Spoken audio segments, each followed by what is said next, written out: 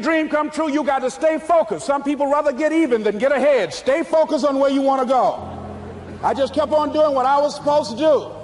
And so I was driving to the radio station. My opponent had over $20,000. I had less than $800. As I was in the radio station, the guy said, "You're going to make a commercial?" I said, "Yes." He said, "It better be a good one because that money can't go pretty far here." And I sat there in the middle control room and I was thinking. And here's what happens when you get still. Stuff will start coming. Something said, "Call your mama." You used to talk about your mother on the air all the time. Ask her to say a few words for you. That'll be a different kind of political spot. So I called my mama. And I had a gospel record playing in the background. And then I had my mother say, "Hello, this is Mrs. Mamie Brown. When I raised my sons, I raised them to be good children. When they got out of hand, I beat their behind and made them go right. Please vote for my son. He's a good boy." Usually in the state representative race, maybe 3,000 or 4,000 people will come out to vote in a primary. In that primary race, over 27,000 people came out and voted and said, "I'm voting for Les Brown because his mama said he's a good boy." I won, ladies and gentlemen. I won. So you've got to be willing to stay focused, to be creative, to be relentless, because things are going to happen to you when you're working on your dream, when you get on track. I remember when I first got involved in speaking, one of the main things that speakers like to do is speak to a certain association that they have over 10,000 of their sales reps that come to this convention. And I was relentless. I kept saying, "It's possible. It's possible." See, what I wanted to let you know and set you up for, because you said it's possible, don't mean that you're not going to have any problems. That Murphy's Law ain't going to come and slap you side the head. Old Murphy going to come visit you. He's waiting for some of y'all out in the parking lot. "Oh, you say it's possible. Okay, it's possible. You better get up." Well, I was working. I kept saying, "It's possible." They got other speakers on this program. I can be on that program too. I kept selling myself. I got all fired up. And I was calling them every day, every day. And the lady finally said, "Mr. Brown, I tell you what, we want you to come in and talk to our sales executives. You got the kind of fire and guts that they want that will motivate them. And let me tell you something else. We want you to bring your motivational tapes. You're going to need at least $50,000 worth of tapes." I said, "Is that right?" "Yes, because they want to keep that drive alive." I said, "All right." I called the guy to duplicate my tapes. I said, "Don, how you doing? This is Les. Let me tell you, I got a major speaking engagement." I said, "Man, it's a speaker's dream. I need over $50,000 worth of product." He said, "Les, you don't have that kind of credit." I said, "I know, but Don, I can sell that. Just right after speaking engagement, I'll give you your money in 4 days." He said, "Are you sure, Les?" I said, "Yes, but I got a major speaking engagement, and they told me to do it." He said, "Man, that's a big order. Let me talk with the lady with you." I said, "Hold on just a minute, man." Call the lady back. "Hello, Evelyn, how you doing? This is Les Brown. I got Don on the phone. What did you say? Do I have the speaking engagement?" "Yes, you do." And what else you suggest? Les, our people, they buy a lot of tapes. Your tapes are very popular among them. I'm saying bring at least $50,000 worth of tapes, Les. You'll sell everything you got and more. I said, "Did you hear that, Don?" He said, "Yes." I said, "Now, if anybody else has to make a decision, are you the final person?" She said, "I'm the final person. I will send you the contract. I want you." I said, "Did you hear that, Don?" He said, "Yes." I said, "Oh, ye of little faith." I said, "Duplicate the tapes, man. Hung the phone up." Well, he duplicated the tapes. 1 week came by. I'm checking the mail every day. No contract. I said, "Come on, Murphy, don't start now, man. Come on. Come on, man, give me a break. Come on, you know, this ain't fair. Come on, man. Give your boy a break. Come on." I talked to myself, you know. I didn't want to call him right now. 2 weeks passed by. Murphy said, "Don't you think you ought to call him?" I said, "Okay." I called. I said, "Hello, this is Les Brown calling. How you doing, Les?" I said, "Fine." I said, "Evelyn hasn't sent my contract out yet. Any additional information you need?" "So, Les, you haven't heard?" I said, "No." I said, "Evelyn died." I said, "She died?" I said, "Did she say anything about me?" When I got home, I was so wiped out. And Murphy was in the house waiting on me. Murphy said, Is it possible you want to listen to some of your tape? But ladies and gentlemen, here's what I had to do. I had to begin to focus on what was the solution. That this was not the only place that I'll be able to sell those products. And as I began to challenge myself and got some help and support and some other input, I eventually did. It took longer, but it was challenging. But I did it. Repeat out to me, please. No matter how bad it is, or how bad it gets, I'm going to make it. I'm going to make it. Shake somebody's hand on your right and left and say, you got that right. I can have my dream. I can get what I want. I must be creative and never give up. Now, let me share something else with you, ladies and gentlemen. When you know within yourself that there's something you want to do, and I believe that all of us were born with a purpose, that all of us have something that we are supposed to do, that all of us have some goodness within us, and that goodness gives us a responsibility to manifest our greatness. And when you know that, you can feel it in your guts, and you know that you're deliberately operating below your potential, you've gotten comfortable, you stop expanding, you stop stretching, you stop challenging yourself. Let me share something else with you.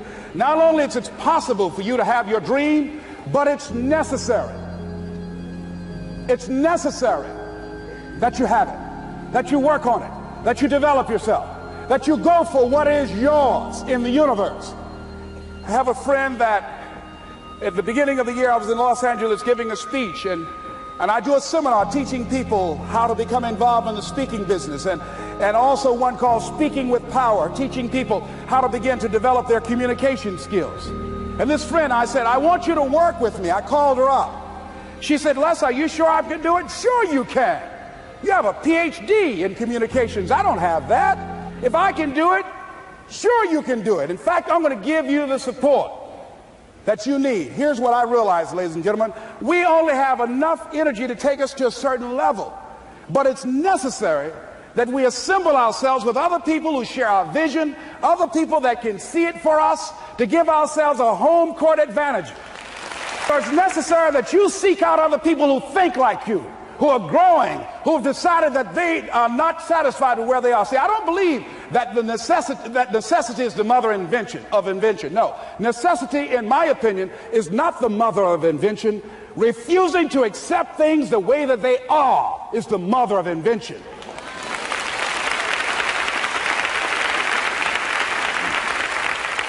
When you decide, I'm not going to settle for this, this is not going to be it for my life, I deserve more than this. See, that will start making you do some stuff. See, a lot of people go to work every day miserable, and all they do is just talk about how miserable they are. But they don't do anything about it. So I was telling her that I knew she hated her job with a passion. I said, you can do this. You got more going for you than I have going for me. And we've been going through this for years, ladies and gentlemen. She'd been to my seminar speaking for a living. She brought her husband, and that was one of the major problems that I realized that happened in her life. He couldn't see it for her. So you got to make sure that you have people in your life that can see it for you, that will encourage you. Non-affirming relationships can hurt you.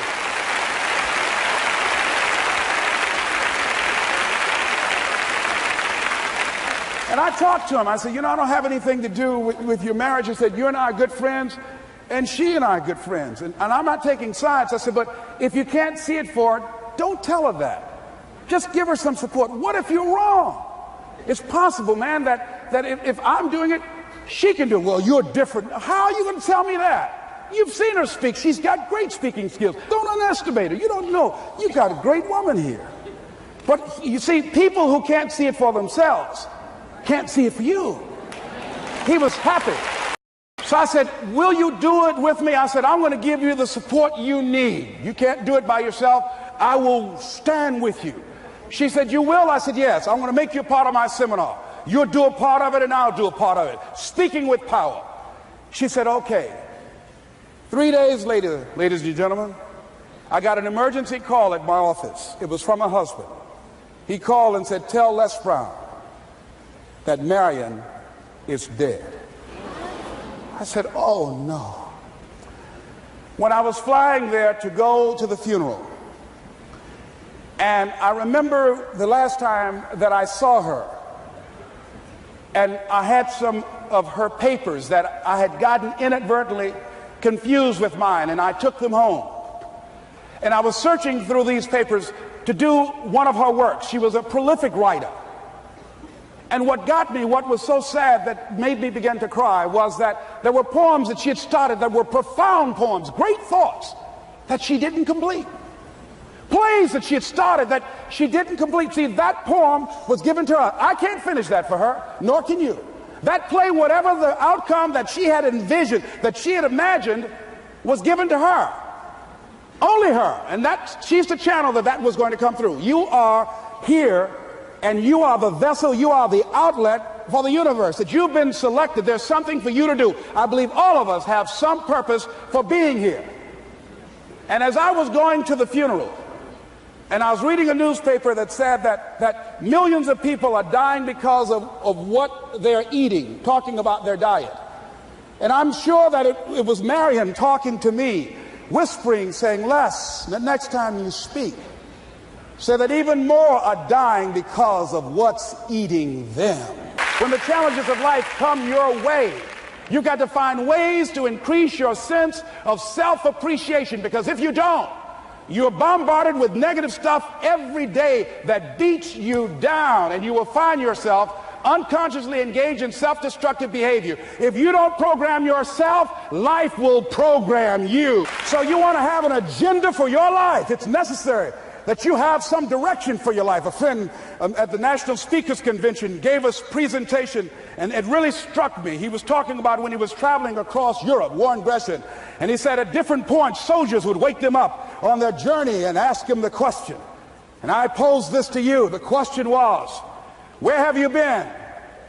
Why are you here? And where are you going? And that's what I ask you. Where have you been? Where have you been up to this point? You look at your life, you look at what you produce. Is it giving you what you want? Are you living on purpose? Are you living your dream? Are you acting on your ideas? Are you doing all you can do? Have you gotten comfortable? Are you procrastinating? Are you evading your own greatness? Are you surrounding yourself with people that can nourish you? Are you challenging yourself? Are you experimenting? Are you learning something different? Is your life an adventure, or is it boring? Where have you been? Why are you here? What brought you here? Investing the time, the money. What brought you here? And where are you going? What is it that you can get out of this session, out of this lecture? That when you leave here, rather than this just being a spectator event, that you got some idea, some dream, that you might have to go back and brush it off and look at it again and say, I've got to do this. This is my stuff. This is what I'm supposed to do. This is why I showed up. Where are you going with your life? What decisions are you making right now as you look into the future? Are you experimenting to find out what other talents and abilities that you have? See, we're in a time right now. The day is gone where you could just go to college and get out and get a job and work 30 or 40 years with job security and retire with a gold watch. The gold watch days are gone. Brand new day. Party's over. So now you have got to be multi-talented and multi-skilled. You've got to use all your stuff. You don't know what else you can do. I didn't know I can do what I'm doing right now. It's necessary that you stretch and challenge yourself and say, let me see. I started out as a trainer. I'm a trainer. That's what I am. That's what my expertise was in. And then I decided, let me see, can I speak? And then I discovered, hey, I can do that. What if I hadn't tried to do that and just been satisfied with just being a trainer, with a limited vision of myself? And then after training, and then I said, well, maybe I can go into business for myself. And I started speaking, going into business for myself. Well, maybe I could train other speakers and teach them how to go into business for themselves. See, you want to have a backup plan. You want to have other strategies for yourself. In case this doesn't work out, you got something else going over here. You don't want to ever put yourself in a situation where you have a limited vision and you're only using a limited amount of your talents, of your skills, and of your abilities. And I'm saying to you, it's possible you've got some talents, some ideas in you, your ability to do some stuff that you haven't even discovered yet. And I'm suggesting that it's necessary that you get outside of your comfort zone. It's necessary that you develop some new relationships where you can learn from people. It's necessary that you do reading, that you do research. It's necessary, if you're already involved in some business, that you don't be satisfied with where you are. If you want to make it today, it's necessary for you to constantly look at ways of getting better. Not only is it possible for you to have your dream, and it's necessary for you to challenge yourself to go after it and get better and leverage relationships that can help you get to where you want to go, but it's you. The major key to your reaching your dream, your living up to your greatness, your making your contribution is you. If the economy is good, fantastic. If the banks are loaning money, that's great. If people are positive, that's great. You don't have any opposition, that's great. But the major key to your making things happen in your life is you. When I wanted to get on public television, they told me, you can't do that. So wait a minute, I've seen these other people on. It's possible I can get on. Leo Biscaya, John Bradshaw. It's possible. Wait a minute, excuse me, hold on, time out. Let's be realistic. Come on, be logical. I said, well, wait a minute. Why can't I do it? Well, let's look here. Think about guys who have credentials, all kind of credentials. You don't have any college training. They're not going to put you on television. Give me a break. I said, thank you for that. God love you, and I'm trying. And went on about my business. You hear me? Let me tell you something. What people think about you and the possibilities for your dream is none of your business. That's their business. They have no imagination, ladies and gentlemen. They're living out of the past, out of their memory. Their attitude is it can't be done because they haven't seen it. They're judging according to appearances. The people that are going to make it in the future, the people that are making it today, let me share something with you. History is being read, but it's also being written by people with imagination. So I went to the next mode, necessary to start talking to people and seeking and asking for what I wanted and leveraging relationships and trying to find out how did the people do it that went ahead of me? How do they do it? And then what is it I need to do? How is it I need to train myself, to develop myself? What's the resources that will be required in order to make it happen? And as I start seeking out and asking questions, I started running into people saying, I know someone who can help you do that. And they helped me get connected with those people. Remember, we have so much energy that can take us so far. It's necessary that you hook up with some other energy that can take you to the next level. I hooked up with them. They said, let's go. I said, away we go. And guess what? Here we are. I love it. You want your stuff? It's necessary you take responsibility for it, that you make it happen, that you don't give up, that you don't take any objection or disappointment or defeats personally, that you keep on keeping on, that you don't decide that I can't make it because you can't see the light at the end of the tunnel, that you realize that's a part of the program. And here's something you've got to resolve. Say this to yourself every day. See, as long as you're breathing, you got a shot at your dream. That's the way I resolve. Say this, please. It's not over until I win. You got that right. Not over till I get through. It's not over till I get over. Not over till I get what I want. Door can't open today, look out. I'm going to come back and take the hinges off. That's how you got to do that. You've got to have that kind of courage, that type of determination. If you want to make it happen, it's you. That you've got to take personal responsibility to make it happen. That you have got to own what it is that you want to do. If it's taking care of your well-being, if it's making a difference in our school system, if it's working with senior citizens, if it's to protect our ecology, if it's to create an economic renaissance, if it's just to take yourself to another level, it's you. You've got to make that happen. We can point out many things that can make it inconvenient or can slow us down, but ultimately, it's on us. Next step is, not only is it possible and necessary, and it's you to live your dream, to make this greatness that you have within you become a reality, but what I've come to appreciate when you're working on changing your life, changing some bad habit, getting out of addictive situations or relationships, or working to build a dream or making a difference in our society, or learning something that's very challenging. Here's what I realize, ladies and gentlemen, and develop a great deal of respect for. It's hard. Easy is not an option. It's hard living. Life is hard. See, it's hard when you are 49 years old, been working on a job for 17 years, and they come in and tell you you're finished and give you 1 week severance pay. And you got to start all over again. It's hard when you're married and raising children and your children are crawling and your husband dies unexpectedly. It's hard handling just the tragedies of life. It's hard when you're working on something and you put everything you have in it and it doesn't work out. You lose your money and other people's money. It's hard. It was rough when I lost my job and I could not find a job. It was humiliating and embarrassing, borrowing money, and then I couldn't pay the money back when I told them I would. That's rough. How people look at you, how they respond to you. It's very hard. It's humiliating. Here's what I discovered that happens to you in life, that you will go through things, and while you're going through them, you can't understand why it's happening to you. But after you go through it, and you get back and you look at it and you say, oh, now I understand why I needed that lesson.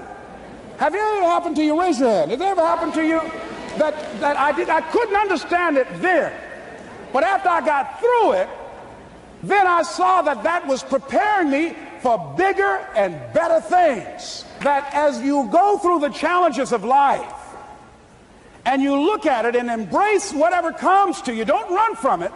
Step toward it. Don't try and duck it like most people do. See, most people want it easy.